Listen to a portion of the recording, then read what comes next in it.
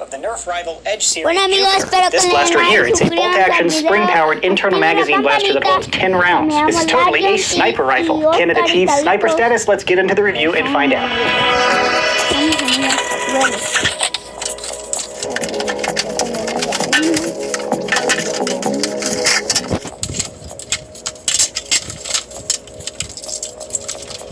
Included is the blaster, bipod, target which comes disassembled, rival rounds, and the instructions. Assembling the target is very simple. All the pieces snap together.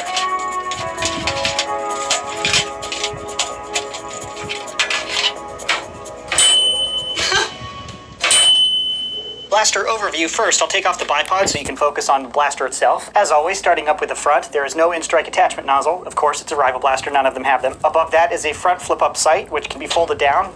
Can be folded up very easily like that, which corresponds with the rear iron sight, and if you have like a front optic or something and you want it down, you can just snap it down. On the bottom of the blaster is a rival rail. There's another rival rail up here. Keep in mind this is not the same as an in-strike Nerf rail. Rival has their own attachments. So the included bipod works brilliantly with this blaster. This can't just snap onto any of your Nerf guns. It has to go onto a rival blaster. I'll go over the bipod after the blaster. Above the rail in the clear tube is the internal magazine. You can see it through the clear window on this side and on this side. I love it when they paint stuff clear so you can look into the blaster and see how many rounds you have left. On the top of the blaster here is the magazine loading port. To load, you prime back the blaster like that. Priming back the blaster automatically opens up the magazine. There's no additional flap like in the rival Chronos. So right when you prime it back, you're ready to reload by just pushing in your balls. The internal magazine holds 10 rival rounds, but this is an internal built-in magazine, so there's no way to take this mag out and quick change with a preloaded mag. Loading the blaster by pushing balls in the top is very much like the Chronos. If you're familiar with the Chronos, it's pretty much the same thing. Continuing up top, we have another Nerf rival rail. This is not an in-strike rail, it is a rival rail, and interestingly, they don't offer a rival sniper scope, so I'm not sure what you want to put up there, because a red dot just doesn't look right on a sniper rifle, you know what I mean? Solution, mount the bipod for the Aussies. And at the back of the rail are the two iron sights that correspond with the foldable front sight. These are fixed in place. There's no way to fold them down, like the front sight, which can go down. Now to the priming mechanism on the Jupiter. The propulsion is spring-powered, but to prime it, you use this bolt-action handle. It operates very much like a real bolt-action rifle does. You lift up first, then pull back, then push forward, and push down again. That contrasts with just pulling straight back, like on a long shot or a Centurion. The Centurion, the long shot, those are kind of bolt-action, but they're not really. This is a proper bolt-action rifle, so if you're going after that snipery feel, there's nothing more sniperish than a bolt-action rifle. That's just a universal thing. The bolt cycles pretty well. I didn't have any jams or malfunctions in the bolt region or with this blaster at all, but it doesn't cycle buttery smooth like some other Nerf products. This has a little bit of grit in it. But the prime weight is pretty regular for a Nerf rival blaster. Of course, they shoot harder than normal blasters, so it's harder than a stronger. Below the bolt is the trigger safety, or the trigger lock. It prevents you from firing. It's safe right now, so I can't pull the trigger. Then I lift it, and I may be able to fire. The safety and the bolt are only on the right-hand side. They are not on the left-hand side, so if you're a left-handed shooter, using a right-handed bolt gun is going to be pretty tricky for you. On the left-hand side of the blaster, we have an unjamming button. This works like most other Nerf unjamming buttons. After you prime the blaster once, you're not able to prime it again. This unjamming button, when you press it, you're able to reprime to clear out a jam or malfunction. It works like all the other Nerf unjamming buttons. I have not had any jams or malfunctions with this blaster. Down to the trigger pull is normal. The other Edge blaster that I just reviewed had a really, really heavy trigger. This is not the case. This is just a regular Nerf trigger. It does not have slam fire, but other than that, it's just a normal trigger. So no complaints. It looks cool. It's red. It's flat, so it looks kind of snipery like a performance blaster, but it feels the same as every other Nerf trigger, really. Down to the grip. This is an oversized grip, and as far as thumbhole stocks go, this is like barely classifying. In my mind, that's a good thing. It's a huge grip that has ample space for your wrist to move. I didn't feel cramped at all using this blaster through the testing procedure, which is not common for thumbhole stocks. Generally, they start to tick me off after you get 500 or 600 rounds downrange. It just starts to cramp up and feel uncomfortable. But very comfortable grip, definitely friendly to an adult. I have a large hand, and it's still comfortable, but it's not going to alienate a younger person's hand. But keep in mind, the target market for rival blasters is a little older. I think the box advertises 14 and up. Moving back even further, there's a small notch in the blaster right here that's a priming indicator. Indicators generally indicate whether or not you're primed. This one is pretty vague, though. It's kind of hard to read. You kind of have to get used to what is primed and what isn't. But it's a bolt gun, so if you don't know you're primed, what are you doing? So the priming indicator is pretty vague and not a very good indicator, but I don't think it's a big deal on a package like this. Moving back to the stock, it's not a gigantic stock, but it's in line with other rival blasters and other Nerf blasters in general. And in the back here, we have a monopod, so to open this, you push the little orange button, and then you can pull that out. It has a spring return. It doesn't have a spring ejection, so when you just touch this button, it zips back up because there's a spring trying to pull the little pole back in. There are different height adjustments, so you can kind of find the right one for you. Monopods are traditionally for like bench shooters if you want to lay it down and really line up the blaster so you're not supporting the weight of it. In Nerf, it's really not a big deal because we don't like camp freaking camper scrubs. We move around generally. So it's a cool feature, but I imagine it'll mostly be used for like balancing the blaster for a super sick Instagram shot rather than, you know, that super sick actual like Nerf shot. So overall, pretty cool. And if you don't like it, just keep it in there. The stock design kind of surprises me. I need to comment on this little divot right here. When you're priming a bolt gun, it doesn't make any sense to like hold it and do this. That's just a weird use of energy. You almost universally set it up against your shoulder and cycle the bolt like that. So you're bracing the blaster against your shoulder as you're priming, so you don't have to waste more energy in your hands. But after a few hundred shots, this little gap right here, because it's not a smooth stock like almost every other stock ever, that little thing kind of runs into your shoulder and can get uncomfortable after a few hundred shots. Granted, not many people sit still and shoot off a blaster a few hundred times in a row. Generally, if you're moving and stuff, it might not be a big deal, but my testing procedure is specifically designed to exhaust the ergonomics of the blaster, so I have to point it out. That's not really great. But interestingly, this little yellow piece, if you can see it in the picture, this yellow is different than this yellow, or lime. It's not actually yellow. And that's because this is a different material. This isn't standard plastic. It's almost rubberized. It has a bizarre texture that I haven't felt before. It's not super rubbery to the point where like it'll absorb stuff and get like sticky and gross real fast, but there's a little bit of texture, so when you rest your face on it, it's not like you're resting straight on plastic. It's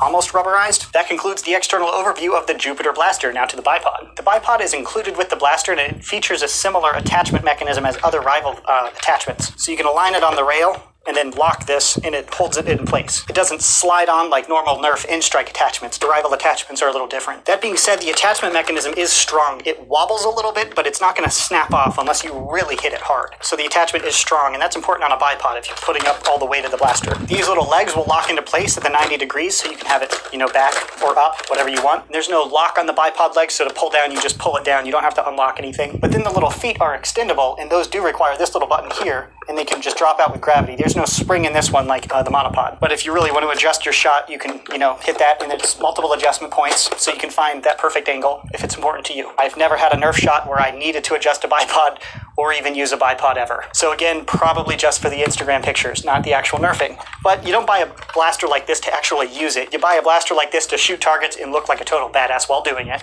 Because everybody wants to feel like a sniper for some reason. Don't know. That is the blaster bipod. Now to the target, which is also included in this package. This is a very similar but also very different target than the other Edge target, which was in my previous Edge review. They're very similar, but one massive difference, which I think is super cool, is they have a little piece of loose metal here and then a little metal like washer on the end of the target. So it spins on a pendulum just like this target, but when you strike the target, a little bell dings like a hit marker. How cool is that? I'm in love with this target. I think it's the coolest idea ever. It probably cost them 10 cents to add that little piece of metal, but it makes a world of difference. It's like a hit marker. The target base and all of the moving components are plastic. The only metal are these little washers that make that noise. It's not a mechanical part, like functional to the swinging of the target. But that made shooting this target a lot of fun. I thought shooting this target was also fun because it moves a little bit, and more importantly than like shooting cups, you don't have to go and reset it because it just wiggles a little and then returns back to where it was. This does the same thing. I did have a few cases of hitting the target, it wiggled, but I didn't give it enough force, like it wasn't a direct hit with enough energy to make the little sound. And when I shot Nerf darts at it, because they shoot a whole lot softer, it hit and it wiggled, but I got a lot more cases of it just not making that dinging noise. It's not a complaint, I'm just acknowledging it's not like an end all. If you touch it at all, it'll automatically make a ding like an electronic target. This is mechanical, which I think makes it cooler. And I've talked about it before, I really like that instant gratification when you hit something and you know you did it well, to have that immediate conditioning, that immediate reward. To say, yeah, I hit it. Oh yeah, it feels good. I like it. This target, I like this target a lot, but this new one with the bell is even cooler. And I can't help but think of Hector Salamanca from Breaking Bad.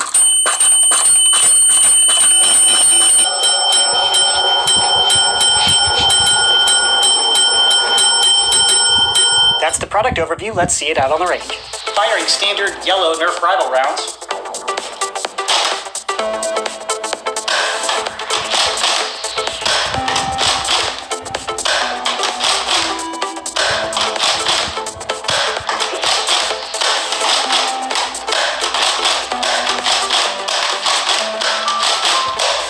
I was counting. I just did that to rustle your jimmies. Are they rustled?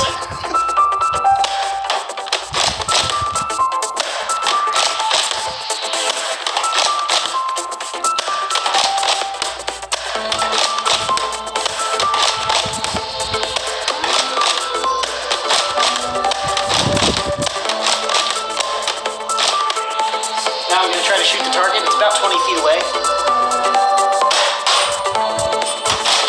Like the best hit marker ever.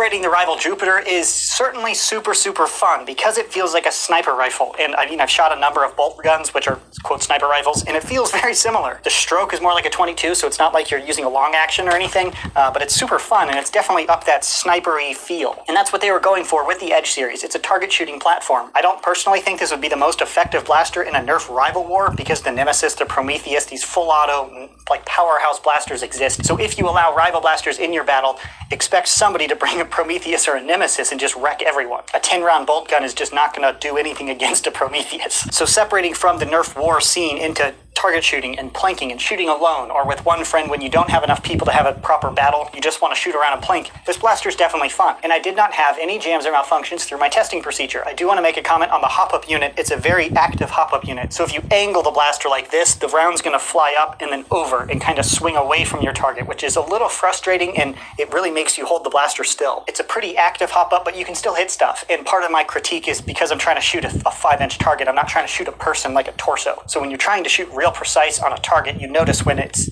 pulling around a little off target. And to compare the Jupiter to other blasters, I put it up on my chronograph, and I achieved an average velocity of 91 feet per second, which is pretty normal for a Nerf rival blaster, so it shoots pretty much as hard as the other rival blasters right now. That's all of the objective information I'm going to provide in this review on the Jupiter blaster. Now to my personal opinion. Overall, I'm pretty satisfied with what the Jupiter has to offer. My argument against the blaster is primarily philosophical on I don't think a bolt action rifle needs to be in the rival series. It just doesn't make sense for the roots of the rival blasters, but for a plinking toy and just completely separating from Nerf wars, because like I said, if you use a bolt gun in a rival round, you're going to get wrecked by any of the Prometheus, the Nemesis, any other rival blaster out there. But for target shooting, it is more fun, in my opinion, to use a spring blaster. Flywheel blasters are noisy, you have to charge batteries. If you're just plinking and you're not destroying other humans or zombies, you don't really need that. Oh shoot, did I just say that out loud?